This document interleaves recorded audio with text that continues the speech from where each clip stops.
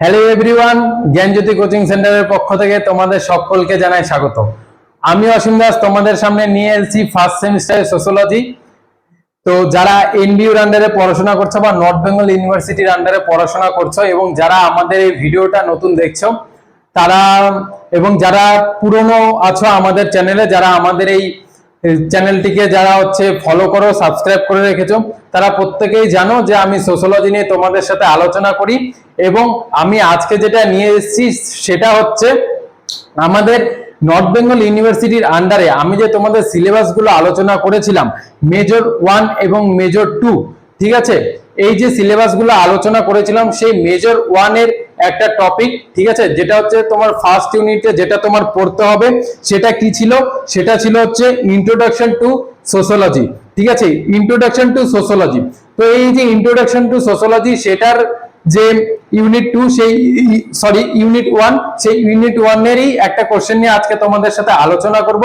ঠিক আছে, তো যারা আমাদের চ্যানেলে আজকে নতুন এসেছো বা আমাদের ভিডিওটা প্রথমবার দেখছো, তোমরা অতি অবশ্যই আমাদের এই চ্যানেলটিকে সাবস্ক্রাইব করে দেবে এবং যারা আমাদের সাথে আগের থেকে যুক্ত আছো তারা প্রত্যেকেই আমাদের জানাবে যে ভিডিওগুলো কেমন হচ্ছে, কেমন লাগছে, কমেন্ট করে জানাবে। ঠিক আছে, তো দেখো আজকে আমি তোমাদের যে জিনিসটা নিয়ে আলোচনা করব বা যে টপিকটা নিয়ে আলোচনা করব সেটা হচ্ছে এই যে তোমাদের major 1 A introduction to sociology, তার মানে সোশ্যোলজি বিষয়টা কি সেটা নিয়ে তোমাদের বুঝতে হবে। ঠিক আছে, তুমি প্রথমবার যখন সোশ্যোলজিটা নিয়ে পড়াশোনা করবে তখন তো তোমাকে প্রথমে জানতে হবে যে সোশ্যোলজিটা কি জিনিস, কি করে এই সোশ্যোলজির উৎপত্তি হলো, এর সংজ্ঞা কি, এর ধারণা কি। ধারণা যদি তোমার কাছে ক্লিয়ার না থাকে তাহলে তুমি পরের যে টপিকগুলো সেগুলো কি করে করবে। তার জন্যই কিন্তু আজকে আমি তোমাদের ইউনিট 1 থেকে প্রথমেই আমি নিয়ে এসেছি সোশ্যোলজি বা সমাজতত্ত্ব নিয়ে তোমাদের সামনে, যার অর্থ সংজ্ঞা বা এই সোশ্যোলজিটা কি জিনিস সেটা নিয়ে তোমাদের সাথে কিন্তু আমি আলোচনা করব। ঠিক আছে, তো আমাদের সোশ্যোলজি যদি পড়তে হয় তাহলে আমাদের মূল যে বীজ বপনটা যে করতে হবে সেটা কিন্তু সোশ্যোলজি কি বা সোশ্যোলজির ধারণাটা কি সেটা আমাদেরকে কিন্তু প্রথমে জানতে হবে, তারপরেই কিন্তু আমরা সোশ্যোলজিটা পড়তে পারবো। ঠিক আছে, তো দেখো আজকে আমি যে আলোচনাটা করছি সেটা হচ্ছে সোশ্যোলজি বা সমাজতত্ত্ব। এই সোশ্যোলজিটা কিভাবে আসলো? এই সোশ্যোলজিটা আসলো দেখো প্রাগৈতিহাসিক যুগ থেকে, মানে ইতিহাসের কথা যদি ধরা যায় তাহলে প্রাগৈতিহাসিক যুগ থেকে কি ছিল, মানুষ কিন্তু দলবদ্ধভাবে বসবাস করত, মানুষ কিন্তু একা বসবাস করত না। ঠিক আছে, তোমরা দেখবে এখনো কিন্তু যে জীবজন্তুগুলো থাকে, যেমন বাদর দেখবে, ঠিক আছে, বিভিন্ন রকম পাখি দেখবে যারা জঙ্গলে থাকে, ঠিক আছে, তারা কিন্তু দলবদ্ধভাবে থাকে। তো সেই রকমই মানুষ যখন জঙ্গলে থাকতো বা মানুষের যখন স্থায়ী বাসস্থান ছিল না, ঠিক আছে, সেই প্রাগৈতিহাসিক যুগের কথা বলছি, সেই সময় কিন্তু মানুষ কি করত, দলবদ্ধভাবে বসবাস করত। এবং সেই যে দলবদ্ধভাবে বসবাস করত সেই দলবদ্ধভাবে বসবাস করে কিন্তু তারা একটা গোষ্ঠী তৈরি করলো এবং পরবর্তীকালে পরিবর্তনের সাথে সাথে কি হলো, একটা সমাজ গঠন হয়ে গেল।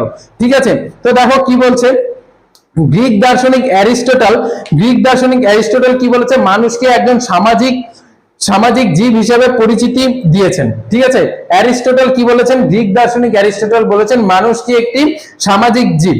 ঠিক আছে, তার কারণ কি মানুষ কিন্তু সমাজ ছাড়া থাকতে পারে না। তুমি কি পারবে একা একা থাকতে? তোমার পক্ষে কি সম্ভব সারাটা দিন সারাটা জীবন একা একা কাটানো? তোমার পক্ষে কিন্তু সম্ভব না।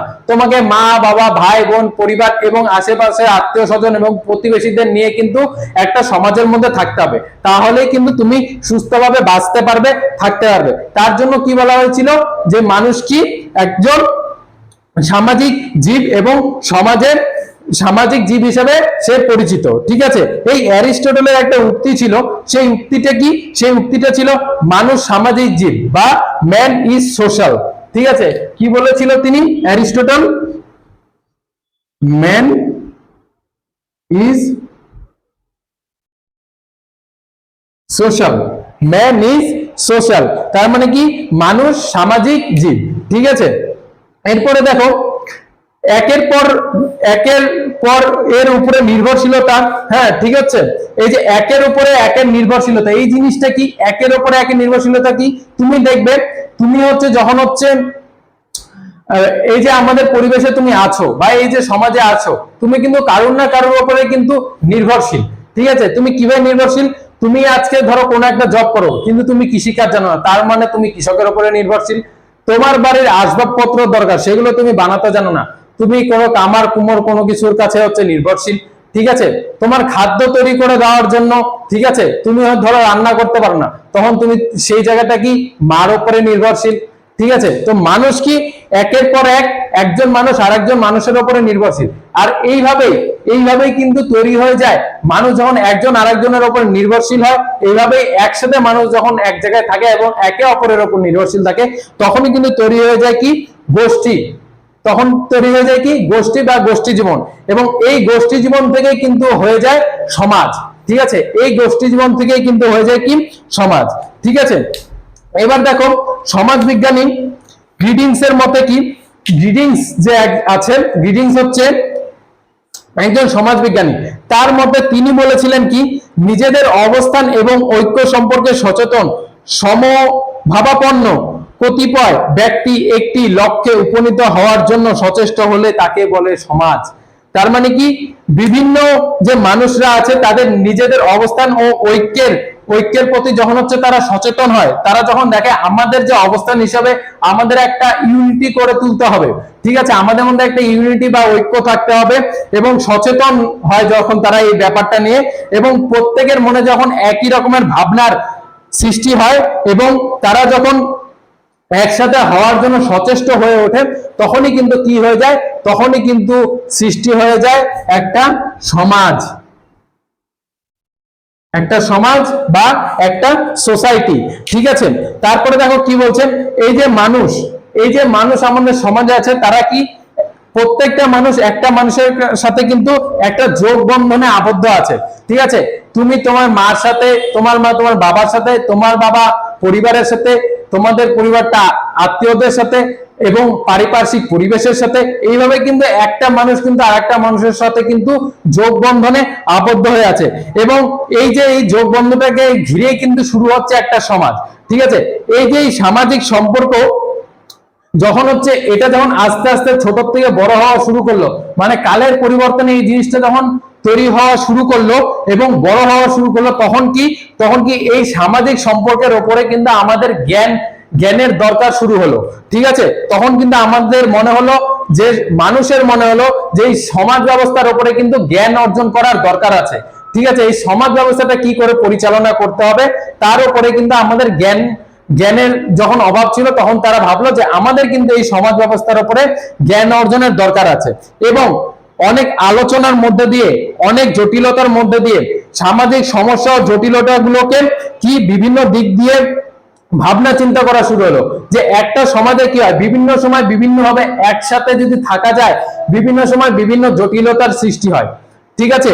দেখবে অনেক সময় মানুষ সমাজবদ্ধ জীব হওয়ার পরও কিন্তু এক গোষ্ঠীর সাথে আরেক গোষ্ঠীর ঝামেলা শুরু হয়ে যাচ্ছে, ঠিক আছে, একটা মানুষের সাথে আরেকটা মানুষের ঝগড়া হচ্ছে, এবং দেখবে সামাজিকগতভাবে আমাদের কিন্তু বিভিন্ন সমস্যার মুখে পড়তে হয়, ঠিক আছে। তো তখন কি হচ্ছে, তখন হচ্ছে আমাদের যারা চিন্তাবিদ ছিল তারা কি করলো, চিন্তা ভাবনা শুরু করলো, এবং তারা মনে করলো যে আমাদের এই সমাজ ব্যবস্থাকে নিয়ে চিন্তা ভাবনা এবং আলোচনার পরে তাদের মনে হলো যে আমাদের কিন্তু এই দিকটাতে গুরুত্ব দিতে হবে, এবং সামাজিক ব্যাপারটাকে নিয়ে আলোচনার একটা জায়গা তৈরি করতে হবে, যাতে আমাদের যে সমাজ ব্যবস্থার কোনো যাতে অসুবিধা না হয়, ঠিক আছে।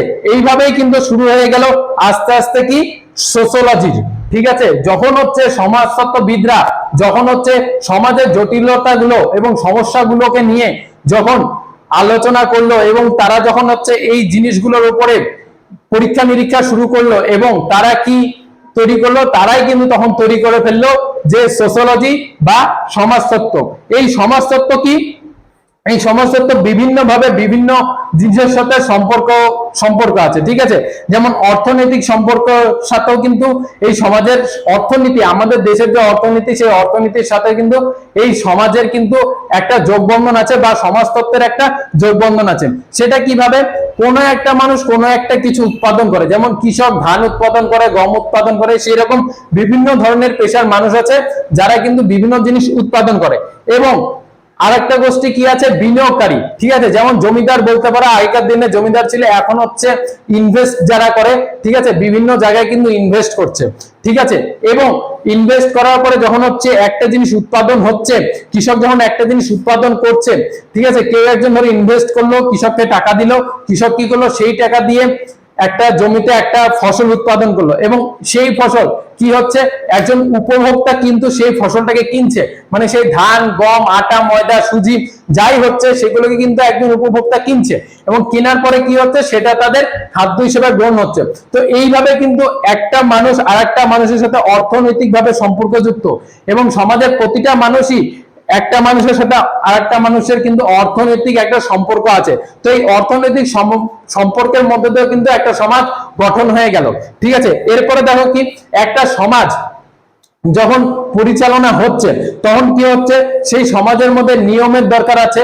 ঠিক আছে, প্রত্যেকটা সমাজে একটা নিয়ম কানুনের দরকার আছে, নিয়ম শৃঙ্খলার দরকার আছে, এবং এই নিয়ম শৃঙ্খলা পরিচালনার জন্য একজন শাসক বা একজন শাসকের দরকার, এবং সেই শাসক কি করবে, যারা মানুষ থাকবে সেই মানুষদের উপর শাসন পরিচালনা করবে এবং নিয়ম শৃঙ্খলা গুলোকে আমাদের মধ্যে বহাল রাখবে। ঠিক আছে, তো এইভাবে কি হয়ে গেল, আমাদের সমাজের সাথে কি হয়ে গেল, রাজনৈতিক সম্পর্ক যুক্ত হয়ে গেল, যে একজন আমাদের সমাজ থেকে গিয়ে কি করছে, নেতৃত্ব দিচ্ছে, এবং আমাদের সমাজের যে নিয়মগুলো, নিয়ম শৃঙ্খলা গুলোকে বহাল রাখছে এবং সমাজকে সুষ্ঠুভাবে পরিচালনা করার চেষ্টা করছে। এইভাবে কি হলো, আমাদের সমাজের সাথে কি হয়ে গেল, রাজনৈতিক যে সম্পর্ক সেটা কিন্তু আমাদের সমাজের সাথে যুক্ত হয়ে গেল।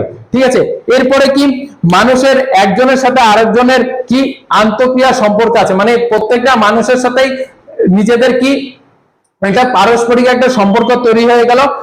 ঠিক আছে, এইভাবে শুরু হয়ে গেল আমাদের কি সমাজ বিজ্ঞান বা সমাজতত্ত্ব। ঠিক আছে, বা এইভাবে শুরু হলো আমাদের সমাজ, এবং এই সমাজ নিয়ে যখন পর্যালোচনা শুরু হলো সেটাই হয়ে গেল কি সোসিওলজি বা সমাজতত্ত্ব বা সমাজবিজ্ঞান।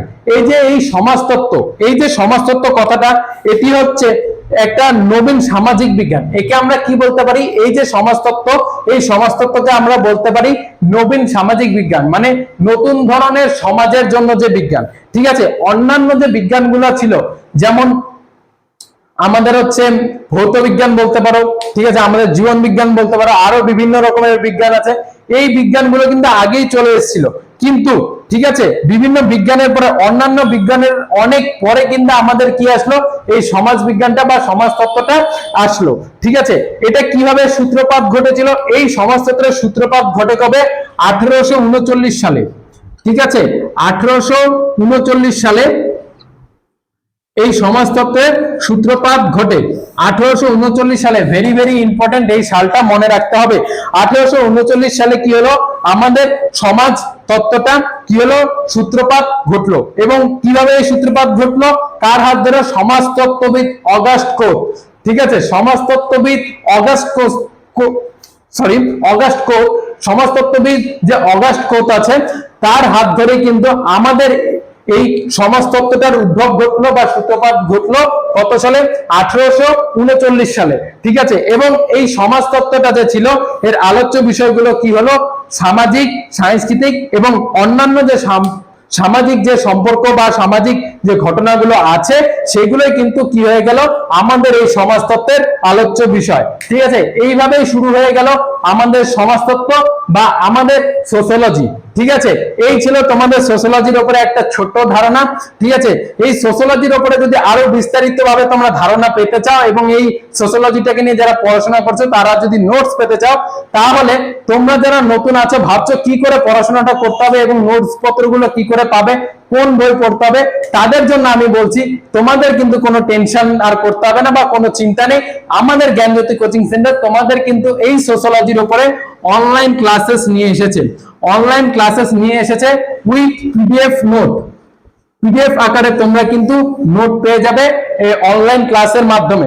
ঠিক আছে, এবং এই অনলাইন ক্লাসেস গুলো নেওয়ার জন্য তোমাকে কি করতে হবে, আমাদের জ্ঞানজ্যোতি কোচিং সেন্টারের সাথে যোগাযোগ করতে হবে। এখানে দেখো আমাদের দুটো হেল্পলাইন নাম্বার দেওয়া আছে, 6295916282, 7076398606।